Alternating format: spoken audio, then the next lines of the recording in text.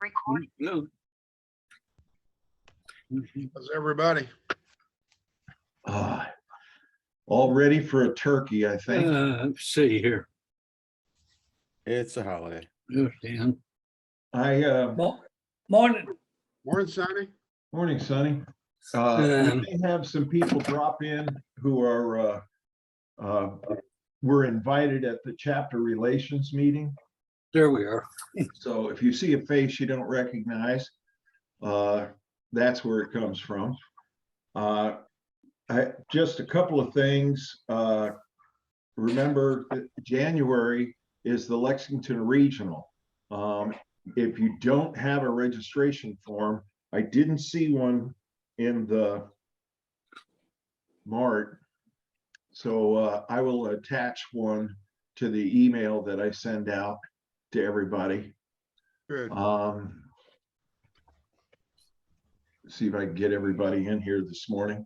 Then also February, remember there's the big regional down in Florida, and there's been talk about that's where all the board members are going to be. Good morning, Sherry. If you want an opportunity to communicate with them and see them face to face, they'll be promoting chapter relations activities and ways to grow your chapter, I guess. Other than that, I don't have a lot of announcements. This morning we talked about this little problem. How often do you have a bezel break down at its weakest point, which is the hinge? Usually, whether it's soldered on, it has failed. So this morning, I just wanted to talk a little bit about how do you restore without completely hosing the weakest point, the hinge, to put the bezel back on a dial pan. I know the first response is, well, you just solder it back on there. Well, soldering it back on there can be a trick. I know that a lot of people promote the low temperature solders and a good soldering iron. The low temperature solders are either called TICS, which has TICS flux, or the other one that's used is Stay Bright. Stay Bright is a low temperature solder. Both of them can be purchased at parts distribution houses. I know I went and looked, the TICS solder and flux is $15 plus $6, $21 to get you going. The Stay Bright, which is promoted and people talk about on the forum, is quite a bit more expensive. For a half an ounce, it's $31. So Wow. it's usually enough to last forever. I know I bought TICS long time ago. I still have the little tube with the little sleeves in it. Use it on other things where low temperature solder is good. The other piece that's important if you're going to go and solder is the iron. Now, some people say, oh, you just use a soldering gun. Now, Weller makes one, Weller 550 is the part number, which is a 2 temperature soldering gun. I have one of those. I myself think they're limited in time and keeping a constant heat. And so on the forum and the message board, what a lot of people talk about is a 100-watt soldering iron, which is mostly sold for stained glass craft. It actually has a blade type, not a point to it. So it's about 3/8 of an inch wide, and they say the temperature is consistent, and it provides a good tool for this type of soldering, low temperature soldering, where you want to get in and get out without providing too much discoloration. of either the lacquer on the bezel or to the paper face or the celluloid face. And so, Sam, you've done stained glass, and I know I went and watched a couple of stained glass videos on how to use that iron. And there's a difference between whether you're holding it so that the tip is vertical or whether it's horizontal. One is used to put solder on, and the other is used to take solder off. You want to comment on that, Sam? Yeah, I do a lot of bezel repair, and I have basically that soldering iron. I've got several soldering irons, different heats, different shape tips for what I'm doing. But yeah, that one has a broader tip, and you can heat a broader area more quickly. One of the things I run into is that somebody has tried to either epoxy it or has put plumbing solder on it. Sometimes the cleanup is worse than the repair. Yeah, but if we're I going to do- get to talking about epoxies here after If we I cover do this off. large repairs like a schoolhouse regulator with a big thick glass, I also put brass rivets in them because I've found I don't care what kind of solder I use, unless people support that bezel, and they don't. Right. It comes loose. I've had to redo a couple of repairs, so I found that the riveting plus the soldering works extremely well on larger ones. Yeah. See, What Sonny you got a finger up over there. what you got, Sonny? Some mechanic told me, I forget who it was, but engineer, that bezel is a tremendous heat sink. Yep. It draws the heat off. So use a small torch will put that on a lot better. And it was kind of scary. I had put those clips on that went with the schoolhouse regulator. And you have to have the glass in there. And, but it came through. It worked. When it I comes, do that a lot, and I put the solder under the clip, have it fluxed, have the solder under the clip, and I do use a torch. And you can get on it, get it off quick. Biggest issue I run into is if you're trashing the finish on the other side of the brass. yeah, More often than not, I'm redoing the whole thing, polishing it out, and maybe replacing the face. But yeah, Sonny, I do that too, a torch, and you can that pinpoint flame on those glass clips, you can get on there quick and get off. yeah. Now, before you Yeah. get glass up. if you go to the forum and read some of the threads there, everyone emphasizes that to start, it has to be clean. Clean, clean, clean. In fact, some suggest if you're going to solder that you tin both surfaces, but it's got to be clean. It's got to be clean. The flux is applied to remove oxidation. And you have to remember that after it's done, that you have to wash that flux off. Otherwise, it's going to cause corrosion in the future. I just wanted to, before we leave solder, there's a tool called a 2-in-1 soldering rework station. It's hot air. It's not a torch. It's actually hot air, and you can regulate the temperature of the hot air above what most solders flow. So they say that I'll put a link on the email that comes out. It's an interesting thing to go and watch the video. It's a combination of, has both a hot air tip and a soldering iron in this rework station. And they're about $80, but I thought it was interesting. Several people have talked about it on the forum, and there's a link on the forum in the tools section that goes to it. I also picked up a tip in the forum. Several people have tried to solder the hinge, and the solder has gotten in the hinge. And guess what? It's not a hinge anymore. But one of the people that are on the forum all the time gave this tip. And the tip is that you use white out, the correction fluid, typing correction fluid and paint all the places that you don't want the solder to go. It contaminates, and therefore the solder does not stick to it. So then you can, after you're through soldering, with a toothbrush or a fine brass brush, you can brush it off. It'll come clean. There's no problem. It sets it up and it keeps the solder from getting into the hinge.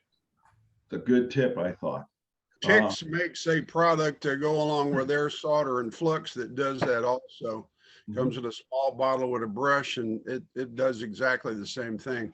You just got to be careful about where you get it, because if you put that on there in the wrong place, solder is not going to adhere. So it's a slippery slope with hinges. Yep, that's it. Well, I wanted to shift now and talk about Sam. Short time ago touched on it, was that sometimes people will use epoxy, and the most favored epoxy is AB Weld, right? It's a two-part epoxy that you get at the Horrible Freight, and it comes in little tubes. You mix it up in equal quantities, you mix it together, and it will bond. But you have to give it sufficient amount of time for it to cure. On the forum and several places that I read, that JB Weld, they recommend 24 hours to cure before you start really flexing it. With that epoxy, I think people talk about going to epoxy because when you find that your hinge has come off of the bezel or the dial pan, that those two surfaces aren't perfectly flat and have a lot of contact, and that JB Weld actually fills in any gaps that happen to be there and gives it a good bond. Some people think, well, it's clear, it's a pain to clean up if you have to grind it off with your Dremel tool. But the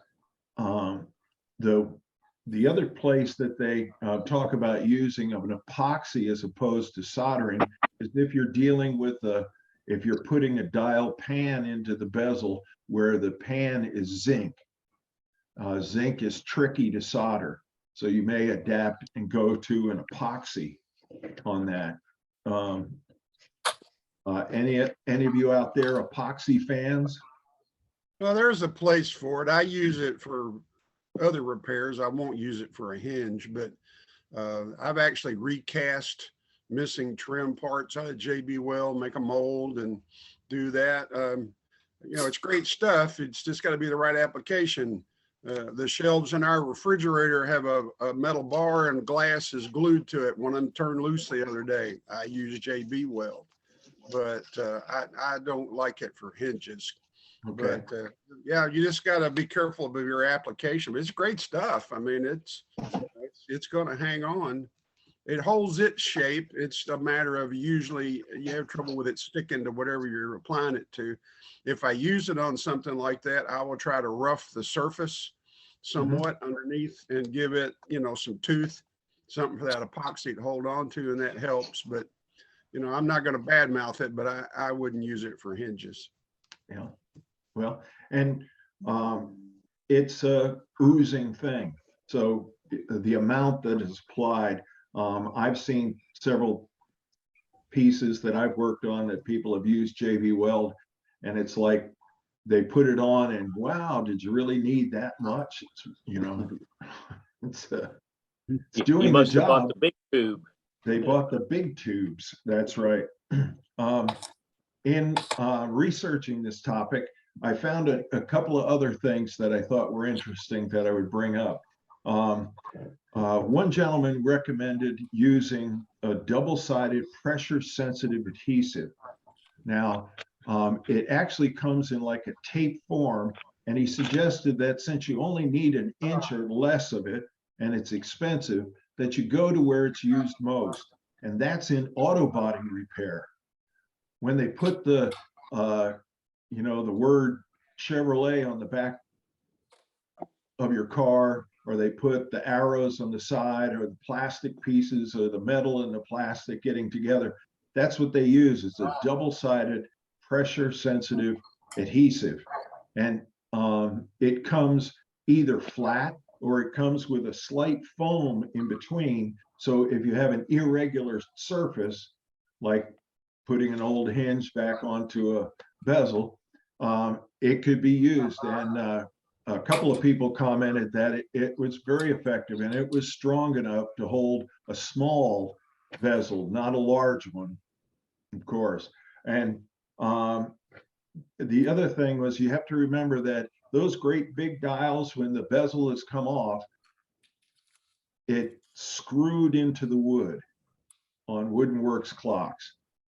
If it comes off of the bezel, that's where the application has to go back on. And as Sam said, if you're in that situation, it's not too difficult to put a couple of brass rivets through it and pound it through. In fact, that's the way that you'll find Seth Thomas put bezels together that way. Let's see if I can get out of the way. No, it's up on a shelf over here, where it's actually two small brass rivets that hold their bezel to the dial pan. Another possibility is, if you're not good at mixing epoxy, that you use bathroom silicone. And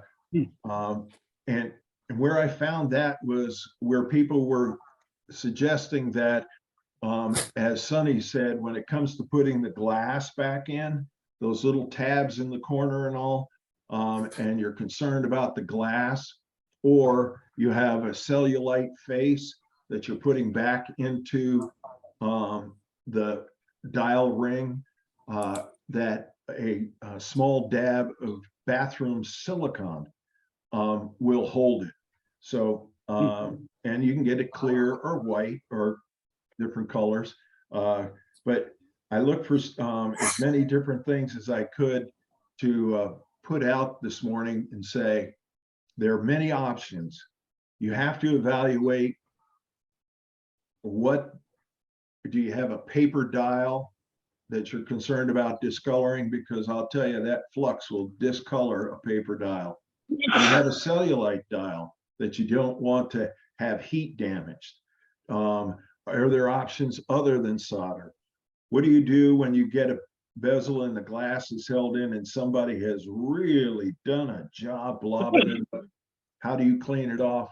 Remember, those epoxies can be neatly ground off with your Dremel tool. So just some of the things I wanted to talk about this morning, because as you can see, I have a couple of bezels and dials that have come apart. And in doing the research, I thought I would share some of those answers with you. If I didn't cover anything, or you have a 10 cents you want to throw in, now's a good time to do it. I think typically you find the glues and the two-sided tape and that sort of thing in applications. I hate to use the term Susie Homemaker, but comes to mind, where people don't want to take the clock apart or not capable of taking it apart, and they're looking for a quick fix. And, you know, as long as it stays closed, it looks good, and they know it's going to come off if they're not, you know, those things are okay. But I don't think a lot of that stuff's what I would consider professional. I look for a more permanent fix. I've had to unsolder many a dial pan and take it out and get that dial out of the way, make the repair, put it back. I don't like silicon. If it's soldered in, then it needs to be soldered in. But, you know, everything's a case by case study with these old clocks. I don't think there's any hard set rule on anything. But my first line of thought is do no damage and try to get it back to as close as what it was originally. I've got a lot of tools just for that purpose. I mean, things I've made, clamps. I use hemostats to hold those hinges in place. Like you said, Frank, the mating surfaces might not be parallel. So you've got to get that thing in the proper position for it to latch and hold it there while you solder it. You know, it's, you know, there's a gazillion different situations that are gonna come up. So you got to be a little mechanical, you know. Yeah. Some people are better at that type of situation than others. But Bob told me something one time. I used to get upset when I got clocks in that had a dubious repair like that. And Bob said, well, you got to remember, it might have been some old farmer sitting at his kitchen table trying to fix his one and only clock the best way he knew how. So, you know, that's the case. You're going to see a lot of interesting fixes that come across the bench. Right. And a point that you made, Sam, you've over your repair history, you've developed a lot of different tools that you use.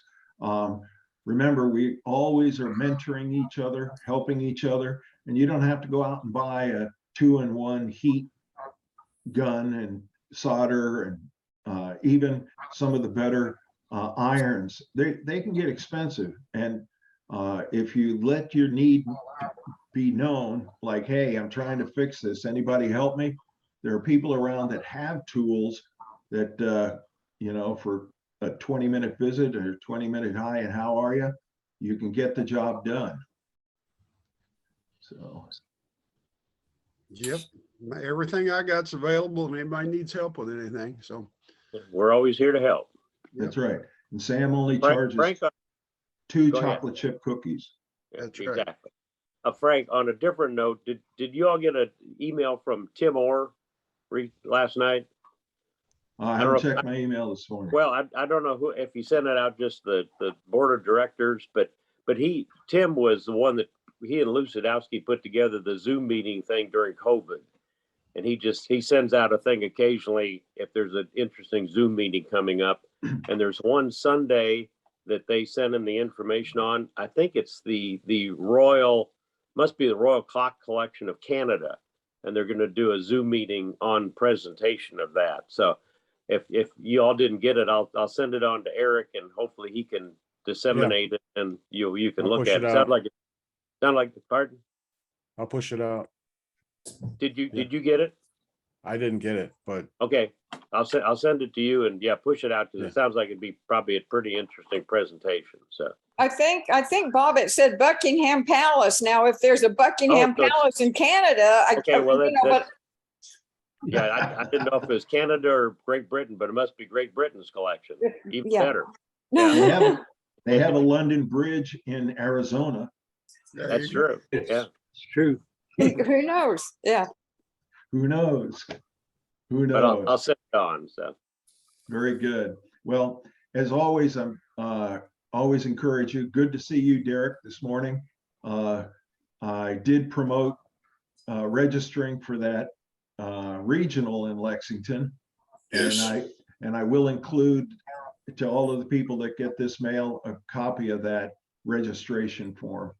So Just to make an announcement about that, the ballroom is under renovation during our show, so we will not be using the ballroom at the Clarion Hotel in the back. We'll be using the paddock room or area that's in the front of the building. So when you come to the show, you'll come through the front of the building and not through the back. If you come through the back, you come through the back, but it's a long walk back up to the front.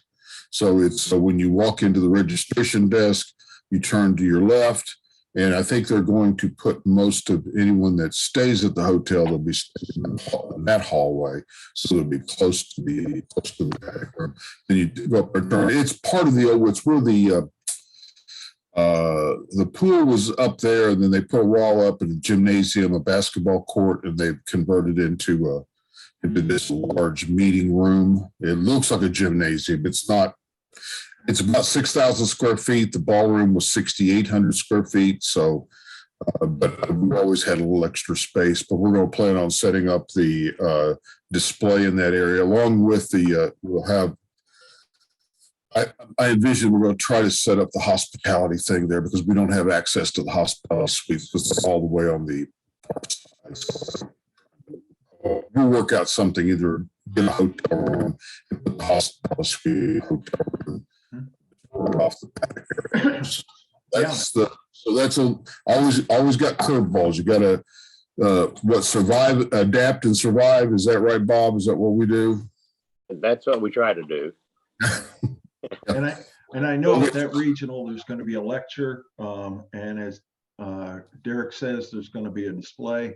So it's going to be a good gathering. It always is. Yeah, it always is. Plus the parking lot isn't filled with snow. So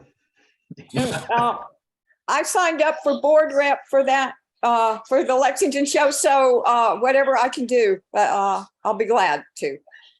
Looking Well, forward to getting there. On Thursday night, so bring a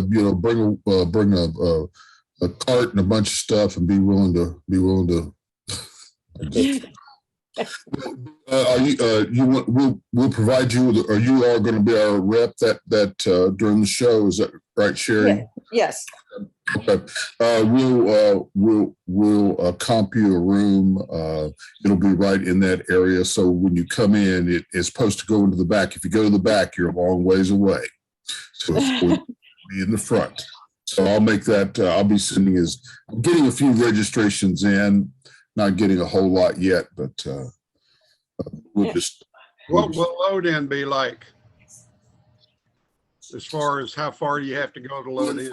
I mean, you can load in the back, but you're going to be hauling stuff probably a quarter mile. You know, hotels really spread out. The plan will be is be load in the front, and I'll talk to them about maybe having a probably coned off to would probably be good. I would suggest you bring hand carts if you've got a lot of stuff to bring hand carts. A lot of those hotel buggies, they all get, who knows where they go. They go into a room and people just keep it. So I would make that recommendation. I'll have a cart myself, so I can load it out. So anyway, that'd be the deal. Well, very good. As I always I try to keep it to 30 minutes or less. Remember, you can watch the replay when the email comes out. And as I always end my meetings, I'm encouraging people to keep those masks on, wash your hands, and please don't stand so close to me. You all have a great week. Enjoy your turkey and your families, and be safe. All right, take care. Happy Thanksgiving, everyone. You too. Thanksgiving. Take care.